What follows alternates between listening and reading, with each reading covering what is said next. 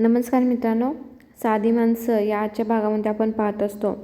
इकडे निरूपा त्या दोघांना ओढून येत असते. चला रूममध्ये म्हणतो यावर ते पंकज बोलतो, नको अगं मम्मा, तुझं व्रत मोडेल ना एसीने.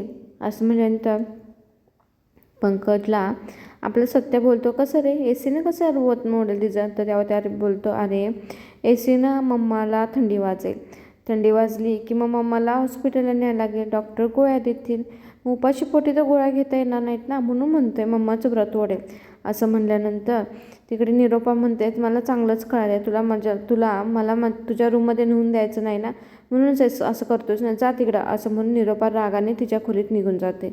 मग त्यावर आता हे दोघे पण पटकन त्यांच्या खोलीमध्ये जाण्यासाठी निघतात. तेवढ्यातच त्या दोघांनाही हाताला धरून सत्या अडवतो. सत्या बोलत असतो, निरोपा गेली तर जाऊन दे ना, तुम्ही जायचं नाही, तुम्ही इथं आपण उपोषण करूया.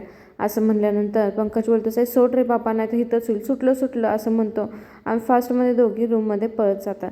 आता इकडे पाहतो काय मीरा दाखवते की बाबांनी चेहरा कसा पाडला आहे. त्यावरती सत्या बोलत असतो, बा काय झाले तुला. तर यावरती बाबा बोलत असतात, काही नाही रे, रवी रिया घरी नाहीत ते नाहीत आणि वरनं आपण पाहतोय की निरोपानं पण उपोषण करून ठेवले. असं म्हणल्यानंतर आपले बा सिरियस विचार करत आहे, शांत बसल्या म्हणल्यावर सत्या बोलतो, बा तू काळजी करू नको, कसं आहे ना, निरोपाला मी खायला लावणारच आहे आणि रवी रिया नंतरचं मिशन आहे, तू पाहतच राहा मी काय करतो ते, मी आता लगेचच आलो. असं बोलतो. असं बोलून तिथून सत्या निघून जातो. तेवढ्यातच मीरा विचार करत असते, आता हे काय करणार आहेत काय माहिती, पण उगाच घरामध्ये वाद नको, असं काय केलं म्हणजे झालं. त्यावरती मात्र सत्याने बाला सांगितलं होतं, तू काय बी काळजी करू नको, निरोपाला मी खायला लावतोच, 5 मिनटंच थांब, आणि त्यानंतर रवी रिया मिशन माझा आहेच बघ, तुला आहे ना माझ्यावरती विश्वास, काळजी करू नको, असं तो बाला आश्वासन देतो. त्यानंतर आपण पाहतो काय इकडे रूममध्ये आता पंकज आणि देविका गेल्यानंतर बाथरूममध्ये कोण जाणार ह्याच्यावरून दोघांची भांडणं लागलेली असतात. मग एकवर जाऊन येत असतात, पण दोघांची हालत खूप बेकार झालेली असते. अक्षरशः त्यांच्या अंगामध्ये कसलाच त्राण राहिलेला नसतो, एकदम वीक झालेले असतात. चालायलाही यायचं बंद झालेलं असतं, कारण की पोट बिघडल्यानंतर हातापायाचं गोळं कसं होतात तसं त्यांचं झालं होतं. त्यानंतर एवढं सगळं झाल्यानंतर त्या देविका म्हणत असते, खरंच आता बेबी मला भूक लागली बघ, पूर्ण पोट रिकामं झालं. तर यावरती हा बोलत असतो, मला वाटतं असं काय तर करावं, आधी काय तर गोळी खावीन त्यानंतर काय तर खावं, मला पण खूप भूक लागली आहे, असं पंकजही म्हणत असतो. त्यानंतर हे थोडेसे बरे वाटायला लागले की बाहेर हॉलमध्ये येऊन बसतात आणि तोंड पाडून बसलेले असतात, कारण की सगळ्यांना भूक लागलेली असते. अक्षरशः पोटावर ते हात ठेवून बसलेले असतात. तेवढ्यातच काय होतं माहिती का, इकडे मीरा म्हणत असते बाबांना, बाबा तुम्हाला गोळ्या खायच्या आहेत, खावा काहीतरी, ते चटणी तुम्ही चपाती खाताय का, नाही तर कारलं केलं आहे, कारलं खाताय का तुम्ही, असं म्हणत असते. तेवढ्यातच काय होतं, पंकजला बिर्याणीचा वास येतो. पंकज बोलतो, घरामध्ये कारलं केलं आहे तर बिर्याणीचा वास कुठनं येतो आहे. तर तेवढ्यातच ना बाहेरून आपला सत्या येतो. सत्या आलेला असतो पार्सल घेऊन. सत्या म्हणत असतो, का रे बापरे, काय ह्याचं नाक आहे का काय आहे, मी अजून घरात पण आलो नाही तर ह्याला बिर्याणीचा वास येतोय, असं सत्या म्हणत असतो. आणि सत्यानं पार्सल पाठीमागं लपवलेलं असतं. त्यानंतर तो पार्सल पुढं घेतो. तर यावरती सत्या बोलत असतो, खरंच कुत्र्याला लाजवलं असलं नाक आहे रे तुझं बबड्या, कसलं नाक आहे, मी घरात अजून आलो नाही तोपर्यंत तुला वास येते. एक काम करतोस का, माझं का नाही बनियन सापडण झालं आहे, तेवढं वास घेऊन सांगतोस का कुठं आहे माझं बनियन, असं करून त्याची चेष्टा करत असतो. त्यानंतर आता मोठ्यानं बोलायला सुरुवात करतो सत्या, मी काय आज आणले माहिती आहे का, मस्तपैकी पनीर बिर्याणी आणल्या आणि त्याच्याबरोबर गरम गरम श्रीखंड पुरी आणल्या, खायचं आहे का कुणाला, कोण कोण खाणार आहे, चला चला या भाऊ खायला, तुम्ही आलाय का, या या तुम्ही पण या खायला, असं बाहेर बघून बोलत असतो.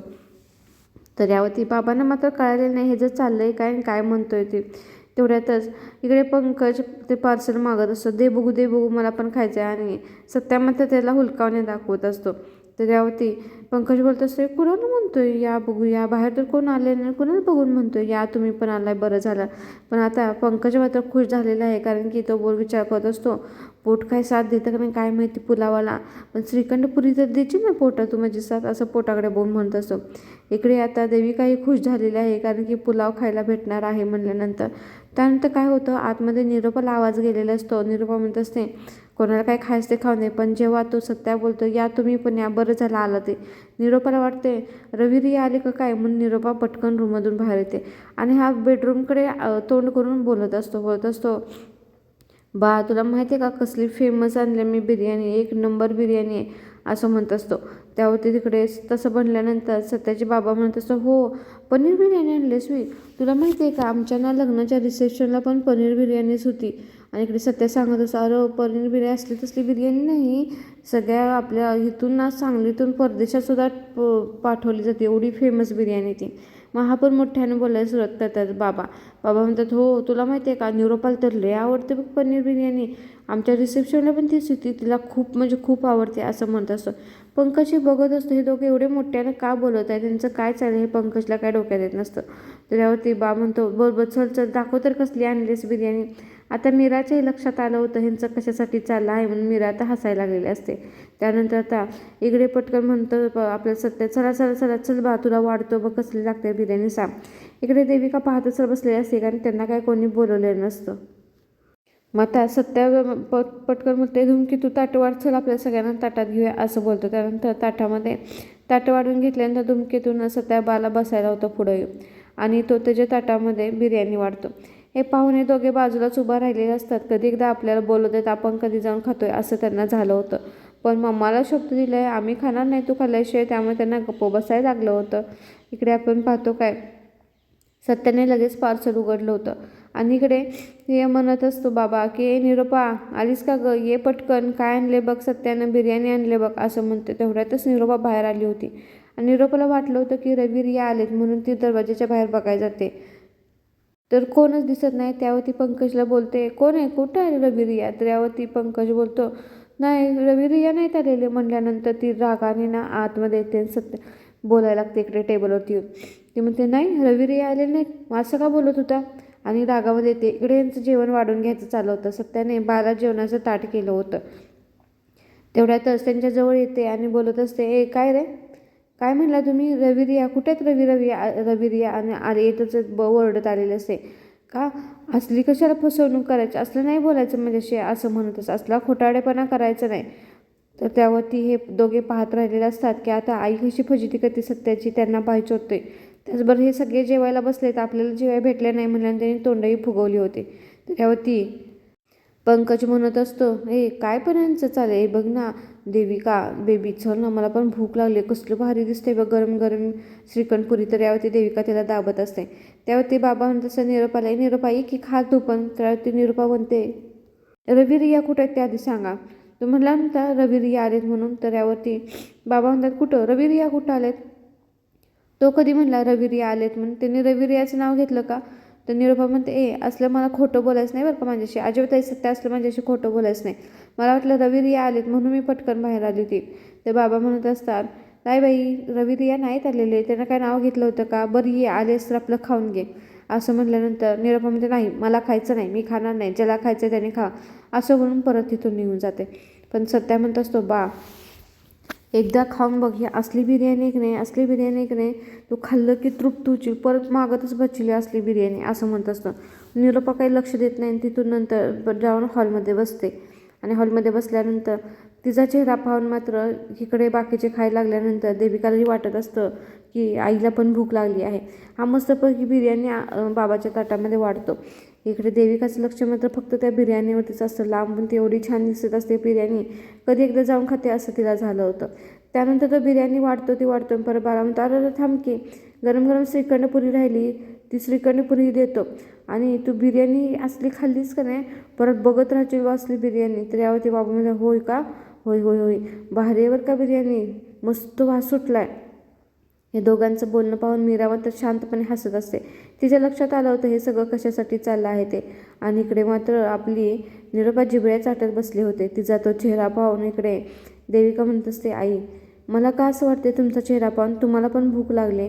तर निरोपा म्हणत असते, हो मला लागले भूक, पण मी खाणार नाही अजिबात, जोपर्यंत रवी रिया घरी येत नाही तोपर्यंत मी काही खाणार नाही असं म्हणते. असं म्हटल्यानंतर आता बाचा गोंधळ झाला असता, आपण खावं की न खावं. इकडे पंकजला मात्र कधी एकदा आई होय म्हणते आणि कधी एकदा आपण जाऊन खातोय असं झालं होतं. त्यानं खूप तोंड वाईट केलं होतं. त्यानंतर त्याला कंट्रोल होत नाही म्हणून तो पटकन ना पळत पळत जातो आणि श्रीखंडचा डबा घेतो. तेवढ्यातच देविका तिकडून ओरडते, बेबी इकडे ये असं म्हणल्यानंतर बेबी परत परत पाठीमागे जाते आणि आईपाशी जाऊन बसते. त्याला खूप खायची इच्छा झाली ती, पण त्याला आता बायको पुढे काहीच करता येत नसतं. आता मीरालाही कळत नसतं की आता सासूबाई तर तिकडे जाऊन बसले आहेत, मात्र त्या कशा तयार होणार आहेत खायला ह्याला. तेवढ्यातच मात्र आता आपल्या सत्याचं चालू झालं. सत्या बोलते, बा हे श्रीखंड असलं श्रीखंड आहे का नाही, तू कधी खाल्लं नसशील बरं का, एक नंबर श्रीखंड आहे असं म्हणतो. त्याला ते श्रीखंड ताटामध्ये वाढतं. हे पाहून आता मात्र बबड्यासारखा बघत होतं. आणि आता देविकाने पटकन तिला पाठीमागं बोलवतं, इथं बस, आपण खायचं नाही, जोपर्यंत आई खाणार नाही तोपर्यंत आपण काही खायचं नाही असं म्हणलेलं असतं. इकडे आपण पाहतो काय, मात्र सत्याचं जेवणाची स्तुती करणं काय थांबतच नसतं. जास्तीत जास्त चांगलं बोलायचा प्रयत्न करत असतो. तर त्यावरती बबड्या काय म्हणत असतो आईला, आई तुला सांगू का, उशिरा जेवलीस ना तर तुला ॲसिडिटी होईल, ॲसिडिटी काही चांगली नसते बरं का. तर यावरती सत्या म्हणत असतो, बा तुला माहिती आहे का, मी तर पाहिले बरं का, ॲसिडिटी झालेल्या लोकांचं ऑपरेशन करतात बरं का, लई वाईट असते ॲसिडिटी, अजिबात नाही बाबा, हलक्यात घेऊन ॲसिडिटीला, माहिती आहे का, असं तो ॲसिडिटीबद्दल बोलत असतो. तर इकडे पंकज म्हणत असतो, मम्मा खरंच ॲसिडिटी चांगली नसते बरं का, काय पण केलं, गोळ्या बिळ्या खाल्ल्या तर कमी होत नाही, आणि त्यातल्या त्यात जर म्हातारपणात तर खूपच वाईट असते. तर यावरती निरपा बोलते, म्हातारी कोण, तुझी आई असेल, असं म्हणल्यानंतर त्याला फटका देते, बोलत असते, म्हातारी कोण, तुझी आई असेल, मला म्हातारी म्हणायचं नाही. तर यावरती पंकज बोलतो, हो की मम्मी, माझ्या आईचबद्दल बोललो असं म्हणून चेष्टा करत असतो. त्यानंतर मात्र मीराने आता तोंड पाडलेलं आहे. आता सासूबाई काही केल्याने येत नाही, मग आता कसं सगळ्यांचं उपोषण बनणार आहे त्याचा ती विचार करत असते. तेवढ्यातच इकडे बाबांना टेन्शन आलं असतं की आता ही काय खायना झाली आहे, मग मी काय करू. म्हणून ते हळूच इकडे सत्याला म्हणत असतात, ए सत्यजित बघ की ती खायना झाली, मी कशी सुरुवात करू, काय करू, असं त्याला विचारतात. तर तेव्हा ते सत्या बोलतो, तू काळजी करू नकोस, ते खायला सुरुवात करते, तू फक्त खायला सुरुवात कर रे असं ते सांगत असतो. त्यानंतर मात्र त्यानं कानामध्ये जाऊन सांगितलं, बघ की अरे सत्यजित खात नाही ती, आता कसं करायचं सांग, माझ्या तोंडातनं घास उतरल का. मग त्यांना आश्वासन दिले, बाला तू 2 मिनटं थांबते, कशी खाते बघ, असं बोलून तो टेबलवरती उठून येतो. इकडे पंकज बघत असतो, यांच्या कानामध्ये काय फुसूर चाललं आहे. असं बोलल्यानंतर निरोपा अजूनही शांत आहे. त्यानंतर पटकन इकडे देविका म्हणते, आई मला असं वाटते आपण खायला पाहिजे का, तर त्याच्यावरती खेक असते, अजिबात नाही खायचं, मला काय भूक बीक लागले नाही. असं केल्यानंतर देविकाही जराशी भीते. तेवढ्यातच तिथे आता सत्या येतं. सत्या बोलते, निरोपा तू खाणार आहेस का नाही सांग, नाही तर बघ तू एकटीच घरामध्ये उपाशी राहिली असणार. त्यावरती निरोपा बोलते, मी एकटी कुठं, मी एकटी नाही उपाशी, मी इकडे हे दोघं पण आहे उपाशी, आम्ही तिघं उपाशी असणार आहे, तुम्हाला खायचं असेल तर खावा जावं, आम्ही तिघांनी उपोषण केले, आमच्या रविवारी या घरी येईपर्यंत आम्ही काही खाणार नाही. असं म्हटल्यानंतर मात्र सत्या बोलतो, अरे निरुपा तुला कुठं माहीत आहे, ह्या दोघांनी आधीच खाल्लं आहे म्हटल्यानंतर मात्र इकडे पंकजना खुणवत असतो, हे नको सांगू नको असं म्हणत असतो. तर त्यावरती सगळ्यांना आश्चर्य वाटत असतं, काय म्हणतो ह्या. तर यावरती आपला सत्या म्हणतो, अगं ह्या दोघांनी आधीच उपोषण म्हणले, आधीच ह्या दोघांनी खाल्ले, पावभाजी खाल्ल्या, तुला माहिती आहे का, असं म्हणत असतो. ते बोलतं, नाही आम्ही कुठं काय खाल्लं. पटकन ते उठून उभं राहतं, आम्ही काहीच नाही खाल्लेलं मम्मा, हा खोटं बोलतोय का, आम्ही काहीच नाही खाल्लेलं असं म्हणतं. त्यावरती मग सत्या बोलतो, थांब तुला दाखवतो, माझ्याकडे प्रूफ आहे की या दोघांनी काय खाल्ले असं बोलतं. आणि सत्या आतमध्ये जातो आणि त्यांनी खाल्लेलं पार्सलचं डबडं घेऊन यायला जातो. त्यावरती तो बोलत असतो, निरोपा मग त्या दोघांकडे पाहत राहिलेले असते की सत्या बोलतो, याचा अर्थ ह्यांनी नक्कीच काहीतरी खाल्ला असणार आहे, आणि किती खोटं बोलणारे पोरं मला माहीतच नाही असं म्हणतो. तेवढ्यातच सत्या आतूनमध्ये जाऊन ते पावभाजीचं डबडं घेऊन येतो, ते दाखवतो पार्सल आणि बोलतो, हे पाहिलंच का पार्सल, या दोघांनी आधीच पावभाजी मागून मस्तपैकी फस्त केलेले आहे, आणि अशी चोरून पावभाजी खाल्ल्यामुळे म्हणून तर यांची पोटं बिघडलीत ना, असं सत्या म्हणत असतो. असं सत्या म्हटल्यानंतर मात्र निरोपाला पटलेलं आहे की ते पार्सल त्यांच्या रूममधूनच तो घेऊन आला होता आणि त्याने ते समोर दाखवलं होतं. त्यावरती निरोपा म्हणते, काय ह्या दोघांनी पावभाजी खाल्ली आणि माझ्या पुढे नाटक करतात की आम्ही काही खाणार नाही. म्हणून निरोपा पटकन बसलेली जागेने उभी राहते आणि बोलते, म्हणजे मला फसवायला तुम्ही दोघं जन्माला आले का काय, मला समजतच नाही, किती मला फसवणार आहे असं बोलून खाली बसते आणि ती खूप चिडलेली असते. यावरती मात्र हे दोघं आता काही बोलत नाही. नंतर निरोपा बसते आणि त्यानंतर बोलते, कुणाला काय खायचं असेल ते खाऊन दे. इकडे मात्र देविका सत्याला बोलत असते, काय रे तुला कसं माहिती आमचं पोट बिघडले ते, असं म्हणल्यानंतर सत्या तिला हळूच म्हणतो, ए लाली पावडर तुला सांगितलं होतं का नाही, सत्या इज बॅक. असं म्हटल्यानंतर मात्र देविकाच्या लक्षात आलं की हे सगळा खेळ सत्यानंच केला आहे, आमचं पोट बिघडण्यास कारणीभूत पण सत्य आहे हे तिच्या लक्षात आलं होतं. आणि हे दोघांचं खुसूरबुसूर बोलणं कोणालाही कळलं नव्हतं. पण आता देविका काही कोणाला सांगणार नव्हती, कारण की चुकी तर तिची होती, लबाडी तिची होती. म्हटल्यानंतर मोठ्यानं ती बोललीच नाही, फक्त हळूमध्ये त्याला विचारलं होतं. त्यानंतर आपण पाहतो का इकडे निरोपा म्हणते, असंही खाल्लं नाही ह्या दोघांनी, जाऊन दे, कुणाला काय खायचं ते असून दे खाऊन दे, मी काही खाणार नाही असं निरोपा बोलते. निरोपा असं बोलल्यानंतर मात्र पंकज ह्या दोघांकडे पाहत होतो, ह्यांचं बोलणं काय चाललंय, काय बोलायला लागलेत, मला तर काय ऐकूच येईना असं म्हणत असतो. आणि निरोपा मात्र ह्या दोघांच्यावरती खूप चिडते. एक नंबरचे खोटाडे आहात तुम्ही, मला कायमच फसवत आला आहे, जाऊन दे, मला काय करायचं, मी एकटी उपाशी राहिली, माझ्या पोरांसाठी तर चालते, जावं कोणाला खायचं ती खावा. तर यावरती आपले बाबा म्हणतात, सगळं निरोपा सोड राग तो, चल आता खाऊन घेऊया. तर ते काय ऐकतच नाही. आता पंकज बोलतो, मम्मा बोलले ना ज्याला खायचं आहे त्यांनी खावा, चला आपण जाऊन खाऊया. म्हणून ते दोघंही फास्टमध्ये टेबलवरती जाऊन बसतात. तिथं बसल्यानंतर आता ताट वाढलेलं असतं बाजूला, पंकज बोलत असतो, चल मला पण काय तर आता खायला दे, चला पटकन आपण मस्तपैकी गरम गरम सगळं खाऊया असं म्हणायला लागतं. तर पंकजला बिर्याणी द्यायला लागल्यानंतर सत्या पंकज बोलत असतो, बिर्याणी नको, तू ती श्रीखंडपुरी आणलीस ना ती देतोस का मला असं म्हणल्यानंतर सत्या बोलतो, हो देतो की तुला, असं करून तो त्याचं ताट वाढतं. ताट वाढल्यानंतर तो म्हणतो, आता काय करायचं माहिती का, लहानपणी तू कसं मला घास भरवायचा तसा घास भरवायचा, आणि घास घेतो इकडे तिकडे हात करत असतो, आणि त्यानंतर मग त्या तोंडामध्ये हात घेतो. तोंड घेतल्यानंतर मात्र आता सत्य त्याचं ताट पूर्ण वाढून देतो आणि बोलतो, ही घे बबड्या खा, तुला काय खायचं ते खा असं बोलून त्याला ताट देतो. आणि बबड्यानं काय कसला बसला विचार न करता खायला पटकन सुरुवात केली आहे. इकडे मात्र देविका तोंड पाडून बसली आणि देविका म्हणते, माझ्यासाठी नाही का काय, तर सत्या बोलतो, आहे की तुझ्यासाठी पण आणले स्पेशल, मी खिचडी आणले, खिचडी पण बिना मिठाची बरं का खिचडी असं बोलतं सत्या, आणि तिला खिचडी खायला तो देतो. आता इकडे देविकाही खुश झालेली आहे, कारण की तिलाही खिचडी खायला भेटली आहे. आता ह्या दोघांचं फास्टमध्ये खायला चालू झालं आहे. अजून ह्या तिघांनी एकही घास मोडलेला नसून त्यांना त्यांच्याकडे लक्षही नाही, यांनी खाल्लं का नाही. निरोपा मात्र ह्यांच्याकडे रागाने बघत असते, तर ह्यांचं खाणं सुरुवात झालेलं आहे. निरोपा तिथे त्यांच्याजवळ येते आणि म्हणत असते, वास तर छान येतोय, खायची तर इच्छा झाल्या, पण आता एवढं काय काय बोलल्यानंतर खायचं तर कसं, काय तोंडावर पडल्यागत झालं असं तिला वाटत असतं. इकडे देविकाने पण पटकन आपल्या ताटामध्ये खिचडी वाढून घेतली आहे आणि खायला सुरुवात करते, आणि तिला खिचडी खूप आवडलेली असते. इकडे आपलं श्रीखंडपुरी खाऊन झाली ती झाली, आता पुलावही ह्यानं खायला सुरुवात केलेलं आहे आणि सगळं संपवण्याच्या मार्गावरती आहे. आणि आपण पाहतो काय, निरोपाला तर खूप खायची इच्छा झालेली आहे, वास तर एवढा छान सुटला आहे. तर ती म्हणत असते, हो बिर्याणी म्हणल्यावर वास तर येणारच की, पण एवढा छान वास येतोय की काय करावं. इकडे मात्र ही देविका मस्तपैकी डोळे बंद करून खिचडीचा आनंद घेत खिचडी खात आहे. सगळं खाऊन झाल्यानंतर आता ह्याने मात्र ढेकर दिला आहे, मस्तपैकी पोट भरलं बरं का असं होतं. तेवढ्यातच तिथं निरोपा येते. निरोपा पाहते तर काय सगळी भांडी रिकामी, काय रे सगळं संपवलं तुम्ही, मला काहीच ठेवलं नाही तुम्ही.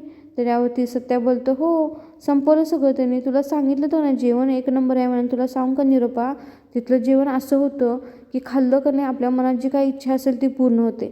इकडे देविका मात्र बावचाळते, कारण की आपण सगळं संपवलं आणि ह्याला काहीच ठेवलं नाही म्हणल्यानंतर ती थोडीशी बावचाळते.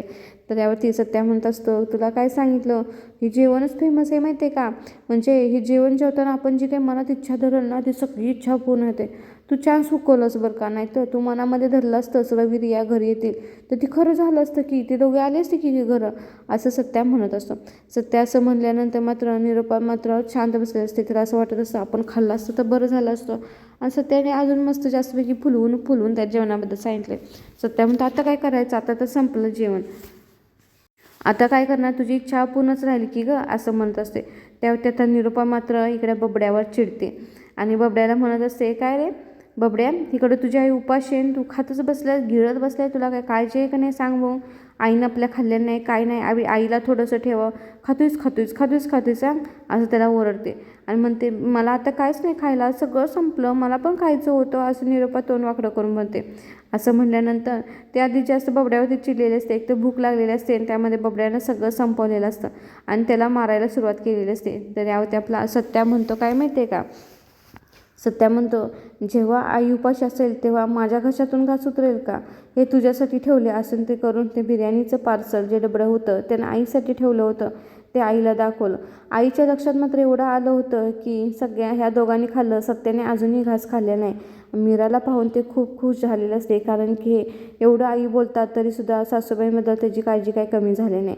पण उद्याच्या भागामध्ये आपण पाहतो, निरोपाला सत्या म्हणत असतो, तुला रवी रिया घरी नाही तर एवढा त्रास होते, पण मला जी सारखी हिडीसपिडीस करत असते त्याबद्दल तुला काहीच वाटत नाही का गं.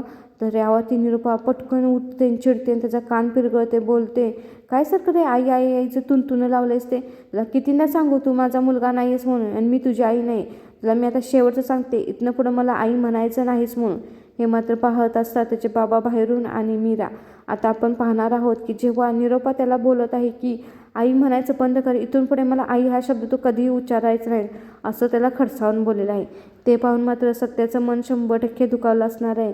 आता मीरा त्याचा शोध घेणार आहे का नाही, कारण की का असं सासूबाईसारखं बोलत आहेत. इकडे मात्र बाबांचं काळजाचं पाणी झालेलं आहे की सत्यजितलाही अशी बोलत आहे. आता आपण उद्याचा एपिसोड नक्कीच पाहू. हा एपिसोड इथं संपला आहे.